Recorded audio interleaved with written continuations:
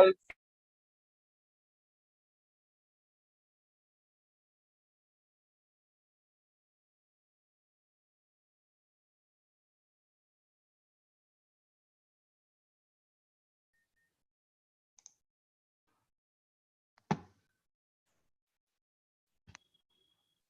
evening.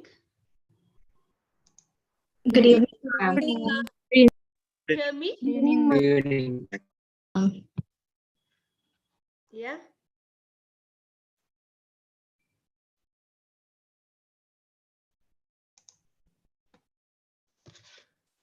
Nice to meet you.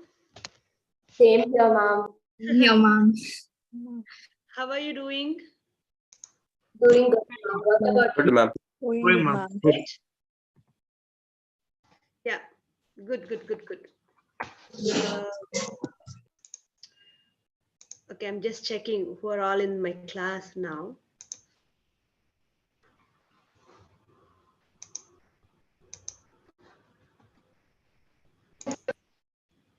Okay. So, okay. So you have covered the entire syllabus. Have you completed reading economics? The revision is only for those who have studied, like the classes are always, I mean, when you come to the class, if you don't read and come, still I understand, because you're gonna hear it for the first time, and that's okay. But when you come for the revision classes, I think and I hope that most of you have covered all the chapters. Have you? Okay, Yes, ma'am. good, great. Okay, now tell me something, that when you were studying, okay, economics, were you able to recollect the examples that has been discussed in the class? Like, for example, when you were reading about, let's say, Veblen goods, were you able to think of, Lamborghini car, or, the diamond necklaces that we discussed about, right?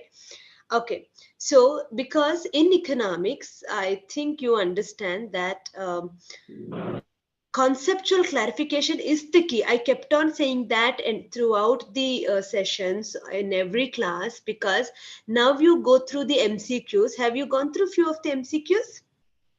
Question papers? So you know that the by heart thing would work here. You need to understand the concept clearly. Okay? Yeah? Okay. So do not worry, you still have some time to read. So whatever concepts that has not been covered, or whatever concepts that you found it little difficult, you can just go back to it and learn now, no problem. Okay, so now tell me that what do you want me to do? Because it is MCQ paper, do you want me to give options? Okay. There are few options, like, first option is that you shoot the questions and I take the bullet and then answer. So you want me to do that? Or the second one is that cover only the important concepts. You want me to explain any of the concepts. That is option B. And the option C is that every chapter, we can go slide by slide, but of course cannot be, I mean, I can't teach everything, but at least, and wherever you find that, there is a need of an explanation, or you need something, so should we do that? Or the fourth one is that just go through the previous year MCQs and answering them. Third option, ma'am. option 3? Is that better? Option Yes, C, ma'am. ma'am. What is option D? Going through previous year question. Previous year's No, question. previous year question paper means I do not have all a of question the paper. above. You have a, I mean, you have a questions, then yeah. Please revise chapter wise. Okay. Okay. We will do one thing. Because I don't know, I cannot exactly say, but majority of them want it in C. Like, I will share the screen, And then we will quickly go through, like, first chapter and fifth chapters are very simple. So we'll quickly go through it, and the important concepts will be discussed. Okay. How long are you ready to listen to me? How much time you can spare with me? 4 hours. 4 hours. 3 hours, ma'am. 3 hours, ma'am. 3 hours, ma'am. Okay. So usually your revision classes is for 3 hours? Yes, ma'am. 3 to 4 hours. 3 to 4 hours? I'm going to take only 1.5 hours.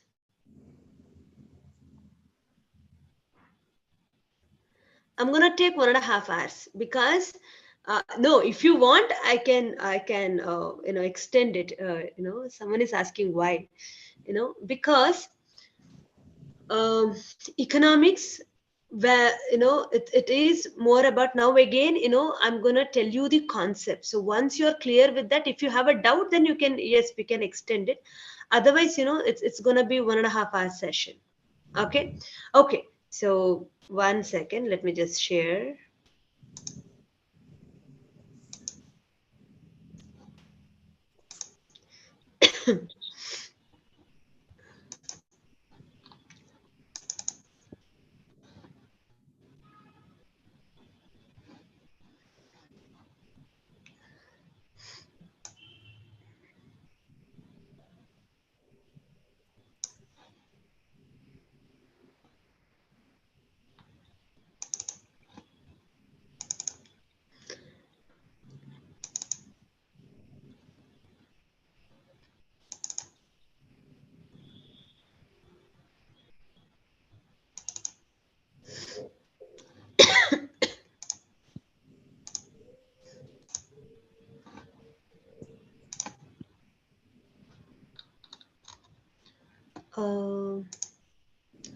I'm not able to, 1 second.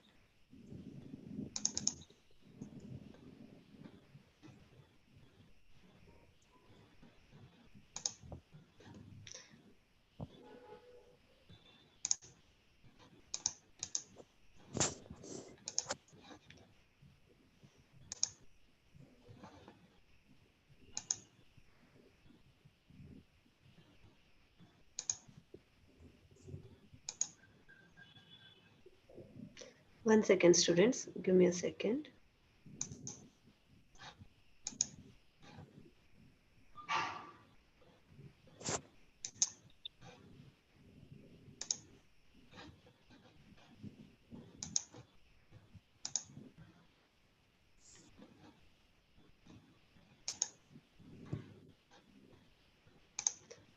The PPT is not getting uploaded. Anyways, I think all of you have the PPT, right?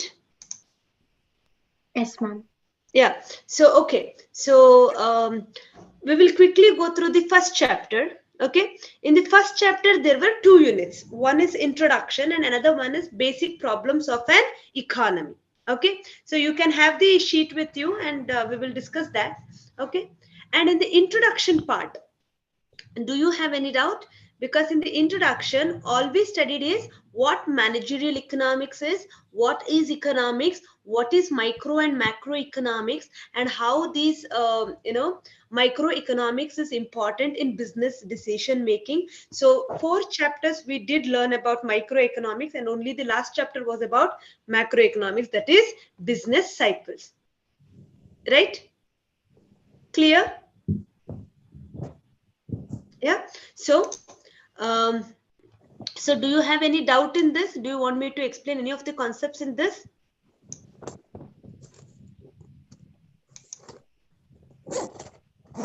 Yes, if you have a doubt, you have to ask me now. I have told you that it is not like my regular classes. In the regular class, I will explain everything, but here it's all about how much you have studied. So if you are prepared, the classes will go on well. So it's all about that. Okay. So first chapter, first unit, do you have any doubt? Okay. And the second unit of the first chapter is basic problems of an economy. In the basic problems of an economy, we did study that there are three basic problems of an economy, like what to produce is a problem of choice, how to produce is a problem of technology, whether to go for capital intensive technology or for labor intensive technology. And the third one is for whom to produce is a problem of distribution, whether to produce for economically weaker section of the society or economically affordable section of the society. And then these basic problems are answered by differently by different economic systems. So now we have to study three different economic systems. What are they? Market economy or capitalist economy, socialist economy or centrally planned economy, and then the third one is mixed economy, right? So the first one, market economy. What does that mean? Market economy is an economy where all economic activities are controlled and managed by the private sector. Okay, and in this economy, how the basic problems of an economy is, how is it answered? Like what to produce is decided by the level of profit, and how to produce, usually they go for capital intensive technology so that they can produce more at lesser time. And then the third one is for whom to produce, usually for economically affordable section, the one who is able to buy their goods and services. Am I clear? Yeah. Yes, And ma'am. then centrally planned economy. In a centrally planned economy, all economic activities are managed by the government. Okay, or central authority. What to produce? Government preference. How to produce? Usually go for labor intensive technology. So that because government has a responsibility of creating employment opportunities to the people. And the third one is for whom to produce is a problem of distribution. Here, the government produces for everybody, especially for economically weaker section of the society. Am I clear? Yes? Okay. The next one is this is about the second unit of the first chapter. And okay, and the third one is mixed economy. Mixed economy is an economy where both private sector and public sector involved in the economic activities simultaneously. They go hand in hand, right? So what to produce is partially decided by the preference of the firms, and then by the need of the people. Okay, and then how to produce, partially labor intensive, partially capital intensive. And for whom to produce, the government sector, usually public sector, will produce for economically weaker section, whereas the private sector aims at economically affordable section. Okay, so this is about the second unit. Am I clear to you? Any doubt? Yeah. Okay, good, great. Okay, the next one is chapter 2. Okay, chapter 2 has 3 units, right? Chapter 2 has 3 units. The first one is Law of demand and elasticity. yes. So the first one is theory of demand and supply. Okay, theory of demand and supply. In that, the first is the concept of demand. So I hope you know that demand is not mere desire in economics. In economics, demand means Desire to Plus desire capacity. to buy, ability to buy, and willingness to buy at the prevailing price. Basically, demand means purchasing, quantity demanded, purchasing a product at a particular price. Okay, clear? Okay, so now next we moved on to determinants of demand. Okay, there are different determinants of demand like price of the commodity, consumers' expectations, prices of related commodities, income of the consumer, taste and preferences of the consumer. In this, I think we have to focus more on bandwagon effect and Veblen effect. So are you clear with these two concepts? Am I fast? No, ma'am. If I'm fast, you please, you can ask me to slow down. Okay, I'll do that because whenever in the revision classes, I tend to be a little faster. So you can always, slow down, and then you can always ask me to slow down. And also, if you have a doubt in that particular concept, okay, you can definitely ask the doubt. Okay. Okay. So the bandwagon effect and Veblen effect. Let me tell you very clearly that bandwagon effect is an effect, okay, where people purchase goods out of curiosity, or because most of the people are following it as a trend. It's an advertisement effect, okay. Whereas Veblen effect is people buy goods because they are expensive, because that shows a different level of standard of living. Are you able to understand? Yes, ma'am. Clear with the bandwagon effect and the Veblen effect? Yes, Okay. ma'am. Okay. So this is determinants of demand. Okay. And then other factors, I think you know about it: size of population, composition of population, level of national income, and all. Okay. And then demand function. Demand function is a symbolic statement of a relationship between dependent and independent variables. Whatever we have studied under determinants of demand, when it is expressed mathematically or algebraically, then it is called demand function. Okay. Clear? Yeah. Yes, Nidhishri. Ma'am, could you explain snob effect once? Yeah. Snob or Veblen effects are the same. Okay. They are the two names for the same phenomenon. Snob effect means when people buy goods, when people demand goods, because that shows their standard of living. Okay, so buying an apartment and buying a luxurious apartment and buying a luxurious cars, so these are all have the Veblen effect. Okay, people demand goods because of the Veblen effect. See, some people do keep changing the cars within a year. Any car need not have to be changed within a year. Okay, but people do change it, and that is because they are crazy about it, and that craziness can be sustained because they have money to do it, right? So that is Veblen effect. Got it, Nidhi? Yes, Yeah. ma'am. Okay. So any doubt? So when we are expressing the relationship between dependent variable and independent variable algebraically, mathematically, then it is called function. So, and this is demand function. Am I clear? Yeah.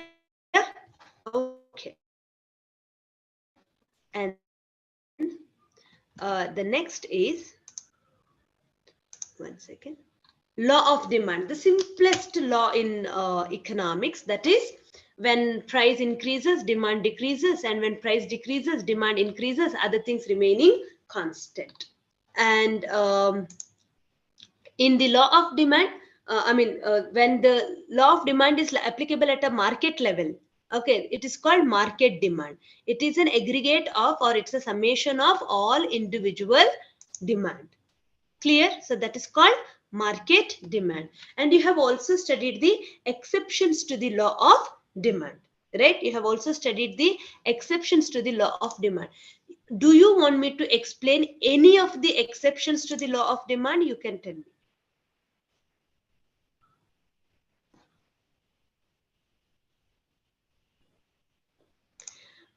Conspicuous goods, given goods, conspicuous necessities, future expectations, impulsive purchases, demand for necessaries, speculative goods, etc.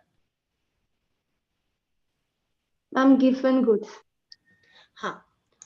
Listen to me. I'm going to talk about given goods and inferior goods together now, because now you have already learned all these concepts. Okay. So listen, if the demand for product increases, even when the price increases, that is called given goods.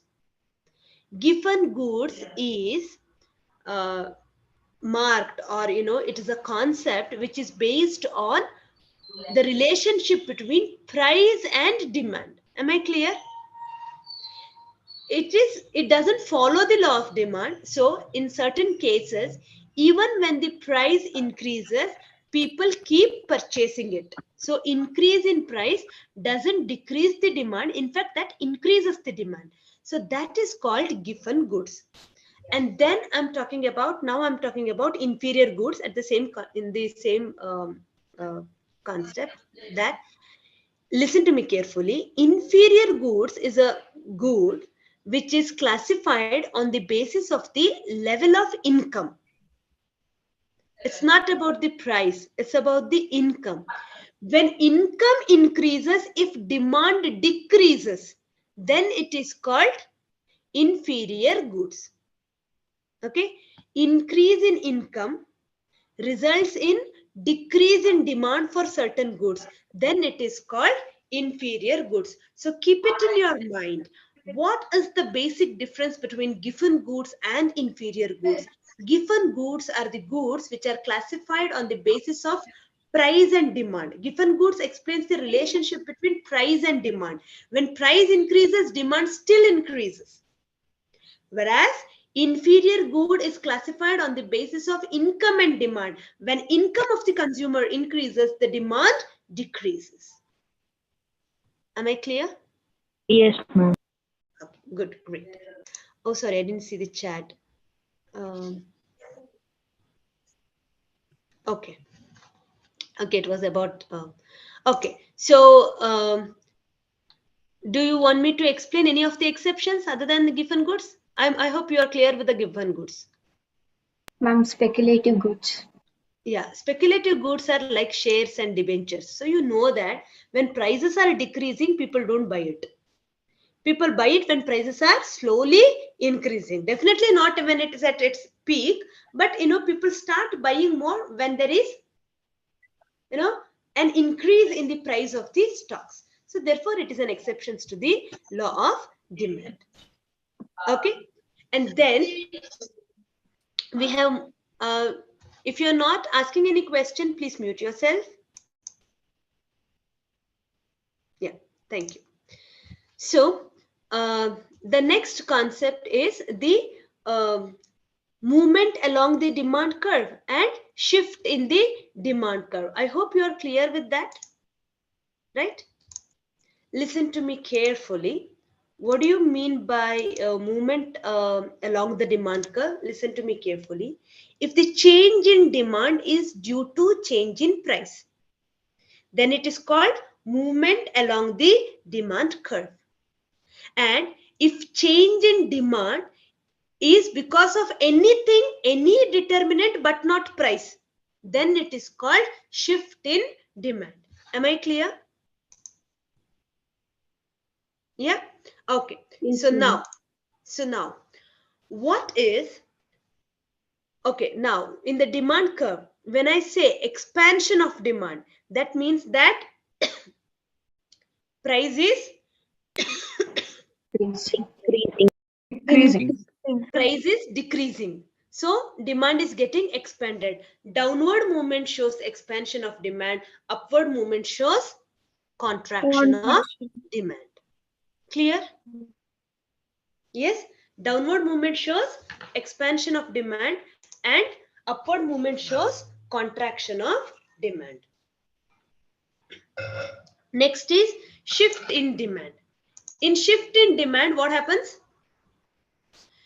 Anything but not price. Okay, price won't change, but any factors can change. So rightward shift shows increase in demand. Leftward shift shows Decrease. Decrease in demand. Rightward shift shows increase in demand. Leftward shift shows Decrease. demand. Okay, rightward shift shows increase and leftward shift shows decrease. Okay, now what are the reasons for rightward shift? In case of substitute goods, price of substitute good will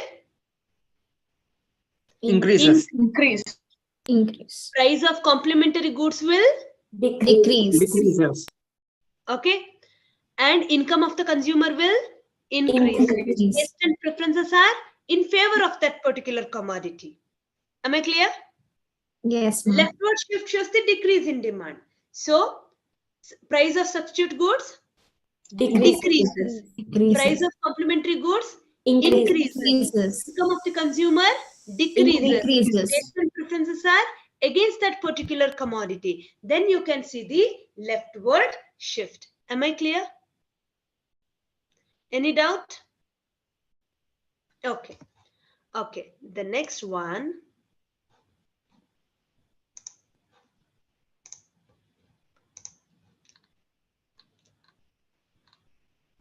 Elasticity of demand, your favorite, right? Price elasticity of demand. Listen to me. Elasticity of demand refers to measure of responsiveness of demand to a change in any of its determinants. And in this case, when we are talking about the price elasticity of demand, it is a measure of responsiveness of demand to a change in its price. Percentage change in quantity demanded divided by percentage change in price. Delta Q divided by delta P into P by Q. Am I clear? Yes, ma'am. Yeah. So there are 5 types of price elasticity of demand. What are they? First one, Perfectly elastic. perfectly elastic. Elastic. No change in price leads to infinite change in quantity demanded. PED is equal to infinite. Infinity. Listen to me. Whenever I am saying, if you are able to see the picture, if you are able to see the diagram, if you can think of an example, then you have understood the concept, and you will be able to crack the question. Okay, it's all about what comes to your mind. So when I said PED is infinite, what picture came to your mind? Straight line. Horizontal straight line, not just a straight line. Straight line could be vertical, it could be downward sloping, it could be upward sloping. You have to be specific. It is horizontal straight line. X-axis. Clear? Good, great. Okay, now the second one. That is perfectly inelastic. Okay, I'm saying perfectly inelastic demand.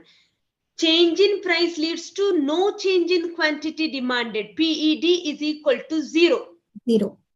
What? Vertical straight line. Vertical straight. Example?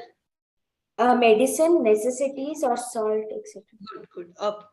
Now the third one, relatively elastic demand or more than elastic demand. PED is greater than 1.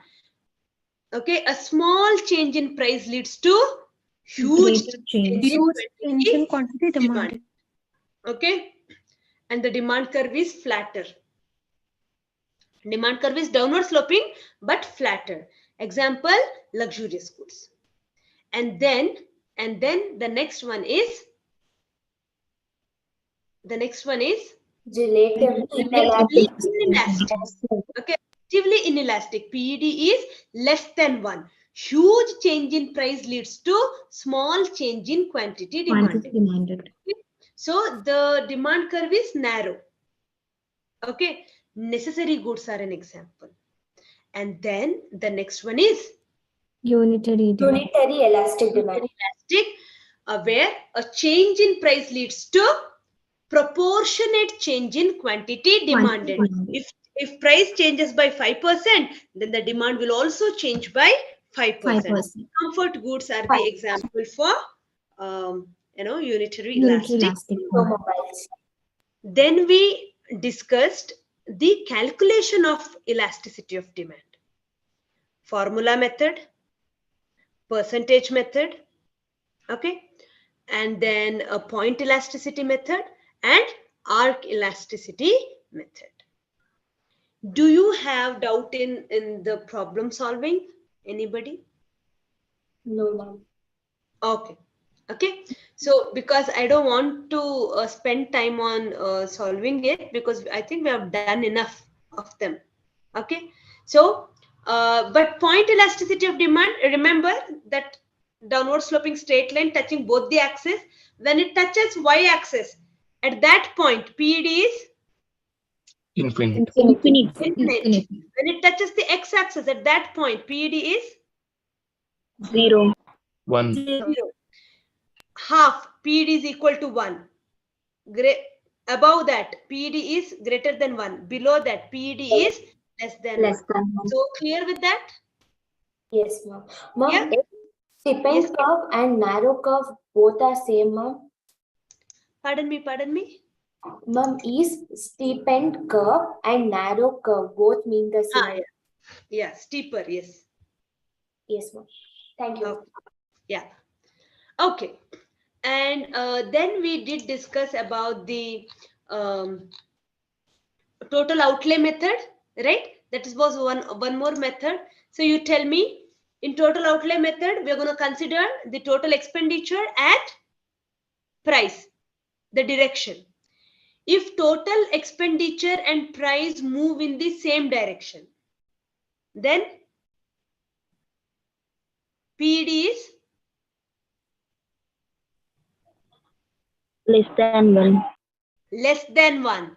If total expenditure and price move in the opposite direction, then PD is Greater than 1. Greater than 1. greater than 1. If whatever may be the change in price, if the total expenditure remain the same, Is equal to PD is equal to 1. 1. Please remember, only in the total outlay method, we are going to consider the total expenditure. Okay, clear? Okay. And then we discuss the determinants of price elasticity of demand. I hope you are clear with that, right? And then income elasticity of demand. What do you mean by income elasticity of demand? Change in income leads to change in quantity demanded. It is a measure of responsiveness of demand to a change in income. Okay. Percentage change in quantity demanded divided by percentage change in income. Okay.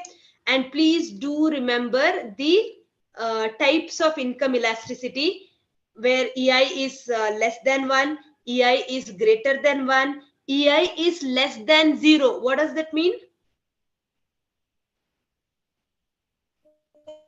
EI is less than 0. What does that mean?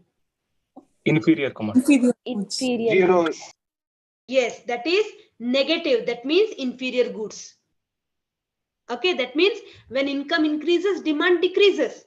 That is inferior goods. Okay, and when EI is equal to EI is equal to 0.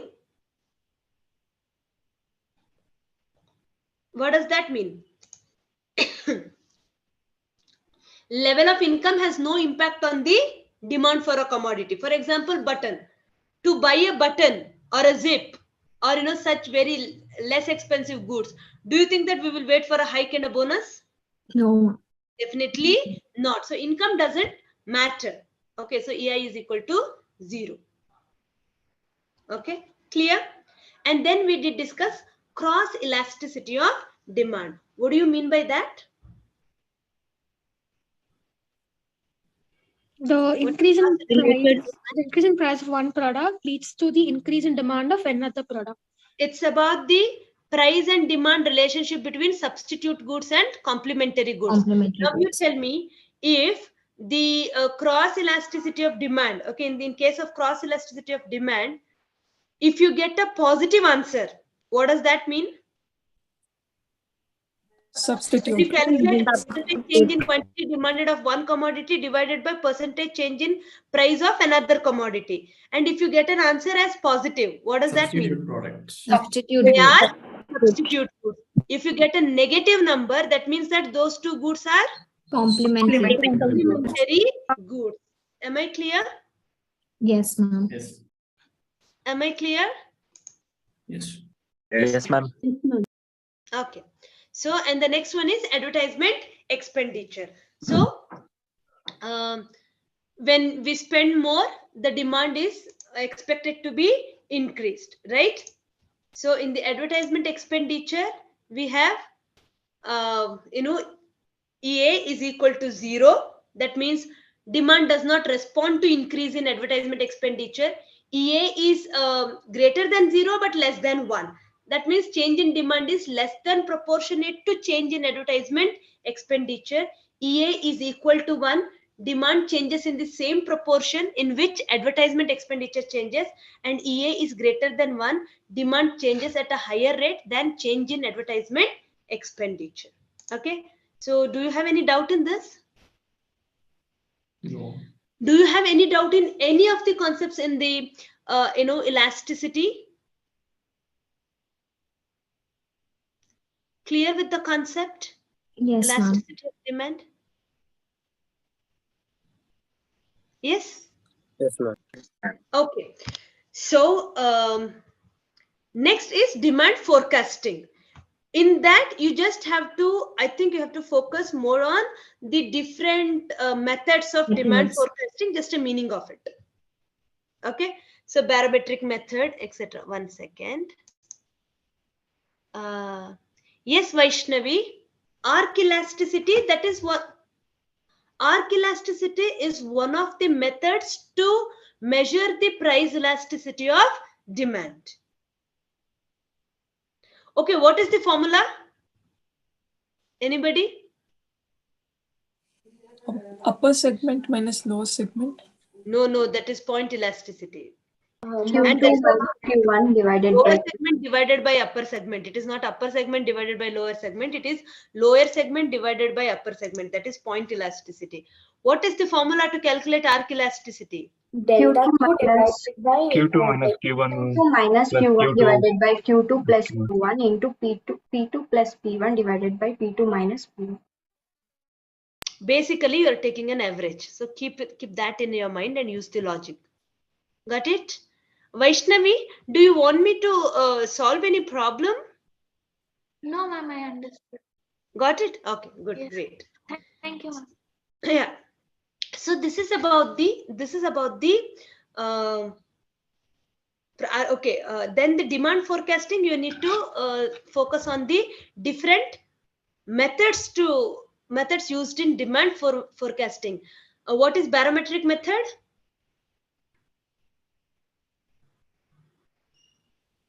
Based on past experiences. Yes. It is a method which is based on, or demand forecasting is done based on the past experiences. So this is about the first unit in chapter 2. Any doubt? Clear? Okay. We will move on to the second unit then. Okay. Second unit is all about Theory of consumer behavior. Yeah, theory of consumer behavior. We started with Wants. yes, what started with wants, and then nature of human wants, classification of wants, utility. What is utility? Want satisfying power of a commodity is called utility. And then the law of diminishing marginal utility says that when a consumer consumes any commodity continuously without any time gap, then the marginal utility derived from each successive unit goes on diminishing. Okay, each successive unit goes on diminishing. Am I clear? Yeah. Okay. And then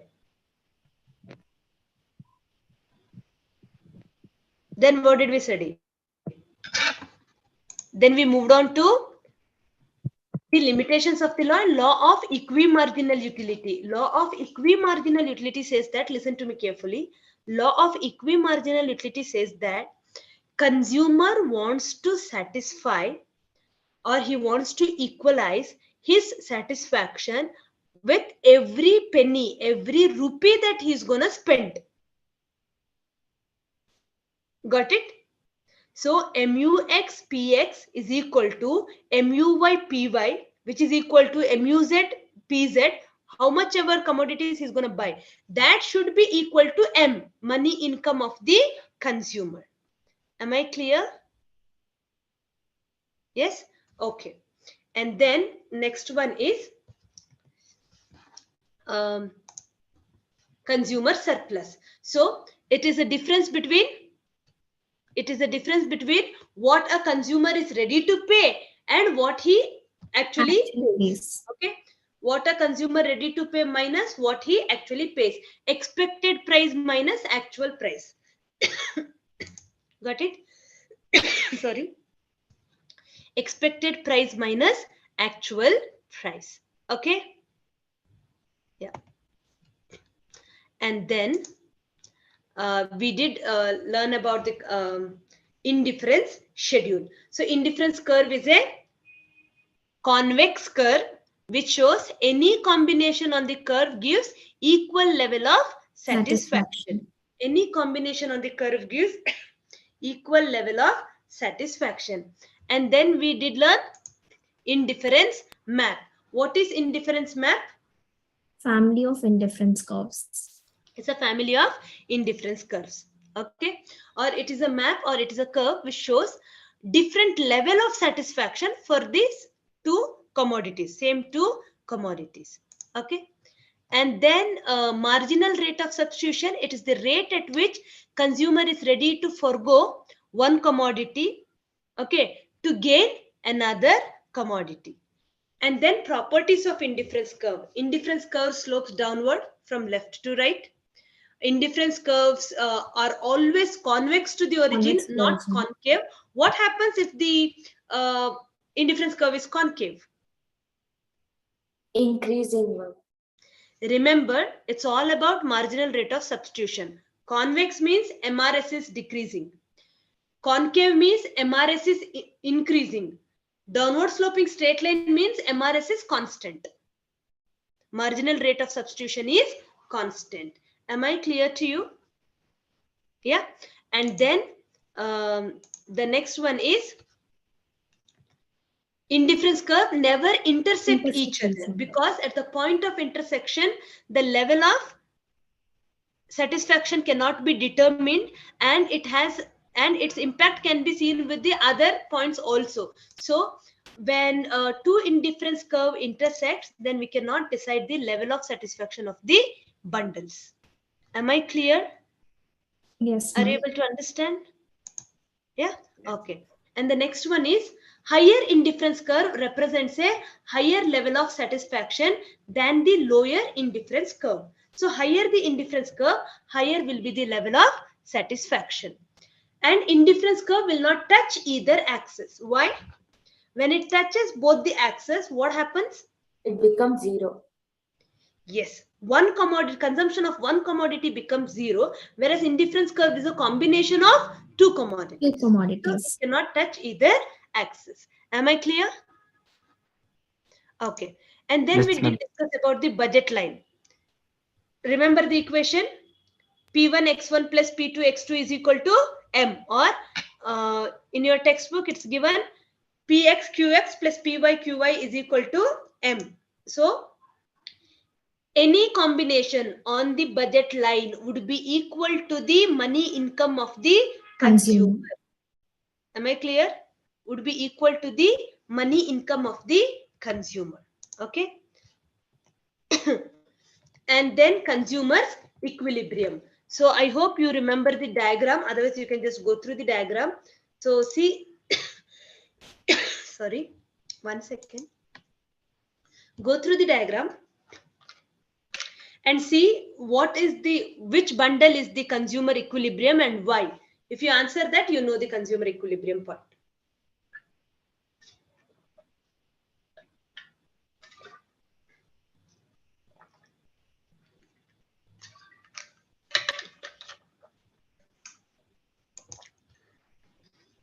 Okay. So if you can see the diagram, the point Q is the equilibrium point because it is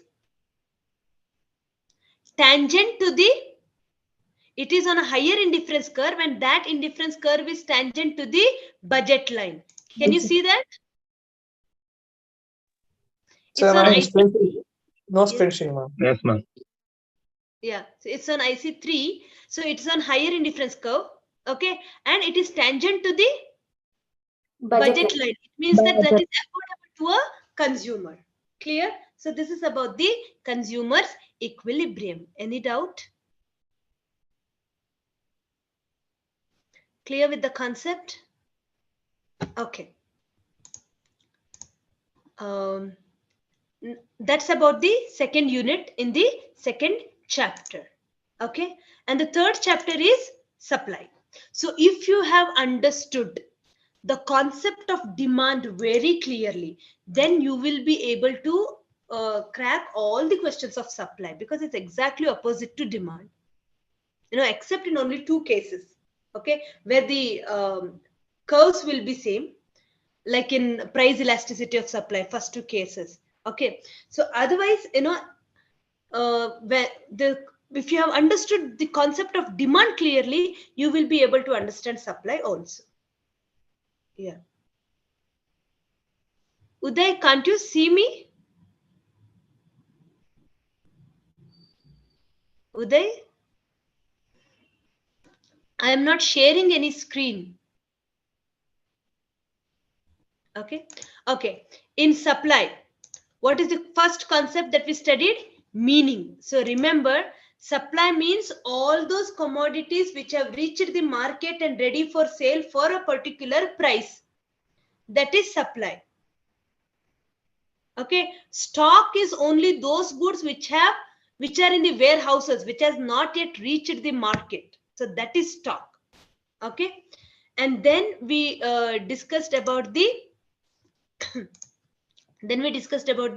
determinants of supply, like price of the good, prices of related goods, prices of factors of production, state of technology, government policy, nature of competition, other factors, etc. Do you want me to explain any of the concepts in this? Yeah. And the next one is explain difference between stock concept and flow concept. Yeah. Stock and flow, we're not talking about that. That's a macroeconomic concept. Okay. That's not in your syllabus. That's in macroeconomic concept. Okay.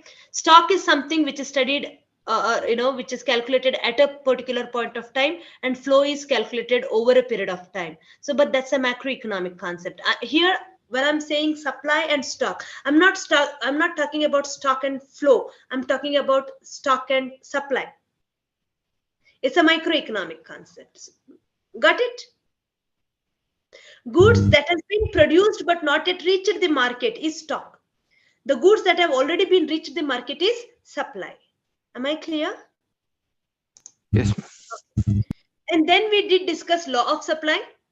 Other things remaining constant, when price of your commodity increases, quantity supplied Increases. Price of your commodity decreases, quantity supplied decreases. Upward sloping curve or a straight line.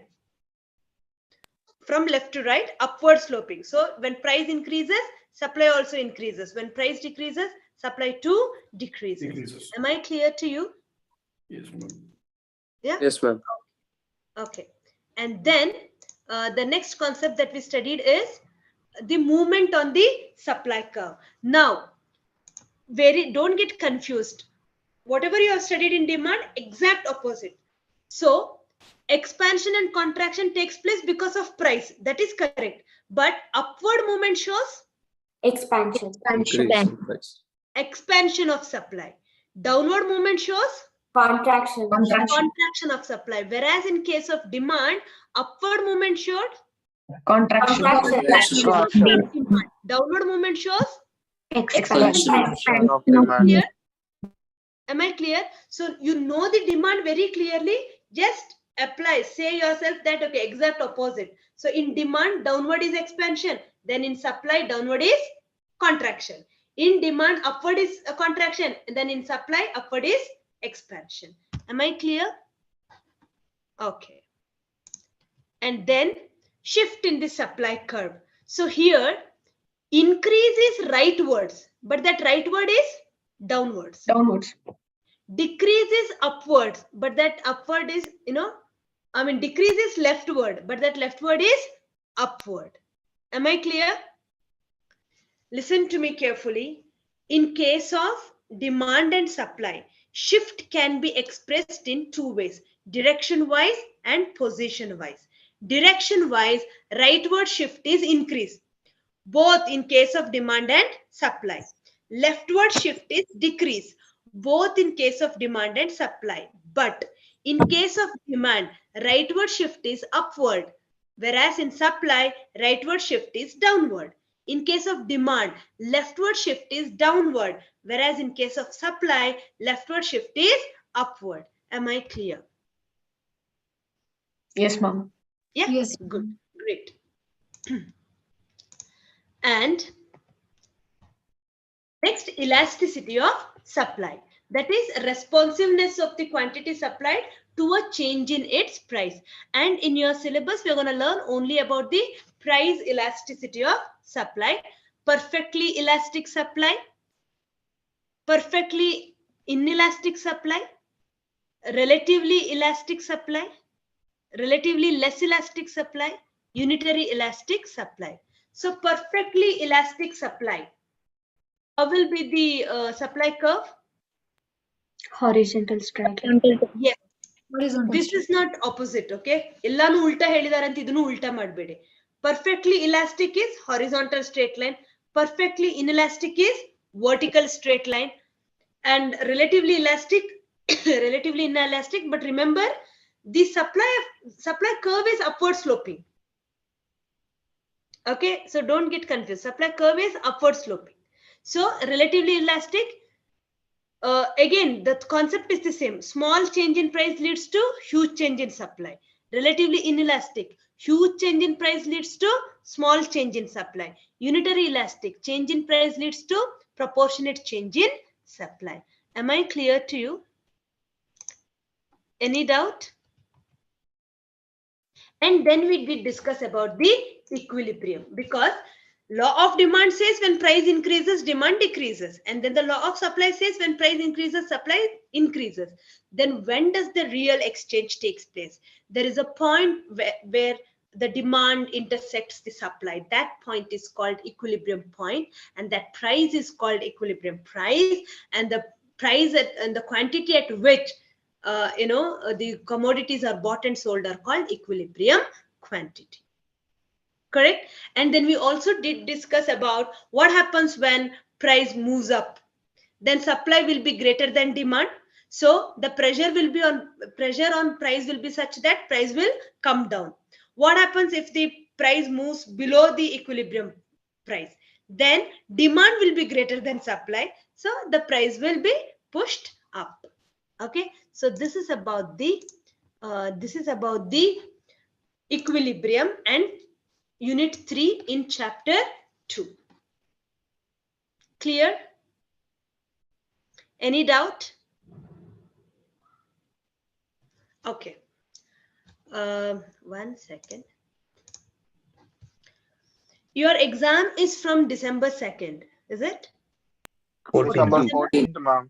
14. I want to make a request. I am supposed to take the entire chapter today. I mean, all the chapters today. But tomorrow I have an important presentation in Mysore about my PhD, and that mock presentation is happening right now. My number is after 3 people. Okay, I need at least 10 minutes to shift my thought from foundation economics to my microfinance that I'm doing. It was this presentation on the previous day was not planned. It was not planned. All I knew is that I had to go to Mysore and present, so I agreed for this class. But then today at around 3 o'clock, I came to know that I have to present it today too. But then I didn't want to disturb you, because you were in a mindset where you wanted to learn. So I didn't want to disturb your schedule. But can you give me one more day after tomorrow, day after tomorrow? I'm 4 days I'm in Mysore. After that, Sunday evening I'll be back. After that, next week, is it possible for you to come for the Yes, class? ma'am. Because third and fourth chapters are very, very important, because I'm very confident about the first 2 chapters. Okay, I knew that you have understood it and you have learned it. So third and fourth chapter, especially where we have to talk about the market equilibrium and all, I don't want to do the injustice to this class also, and I don't want to disappoint myself too tomorrow. So I'm in a fix. So with your request, can I leave the meeting? And I'll talk to, I didn't talk about this with the CAP, so I will talk to Shetty sir, and I will ask the team to schedule one more class in the next week. Will that gap a problem? Otherwise, Sunday evening, I can come a little early and then take the class. Or else next week, any day in the next week. Yes. Would be. Yes, ma'am. Okay, ma'am. Thank you so much for your cooperation. It means a lot Thank to you, me. ma'am. Thank you, All ma'am. the best for your Thank you, All the best, ma'am. All the best, ma'am. best. Yes, ma'am. I know, the best part of learning and teaching is that what happens as a student, even though you are a teacher, because okay, now that one person is also down, the presentation is over, I'm left with another four, the fourth number is mine. So I know that tension, I know that heart pumping up, and I know that expectations, I know what my guide will expect from me, what my other fellow researchers will expect from me, and I have expectations about my own self, that I have to give my best, and then so when all these expectations, how to take it, should I take it as a burden or should I take it as a blessing? I take it as a blessing. Okay, so one of the reasons to come to your class is that to relax.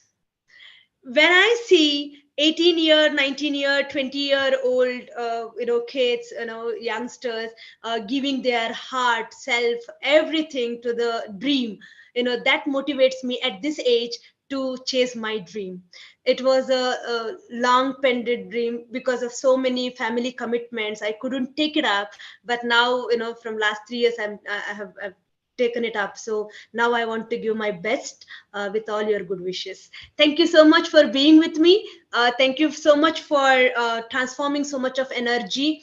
This means a lot to me, and thank you so much for your cooperation. I'll be back with more sincerity, and I'll be back with more genuine interest in teaching the rest of the 3 chapters. All the very best. Push yourself. We have to do it because it's our life. Okay? Yeah. Take good care of yourself. Thank you. Bye bye now. 3 down. Bye. All the best, ma'am. Thank you, ma'am. Bye bye. See you next week. Yeah. Bye. Bye. Thank you, ma'am.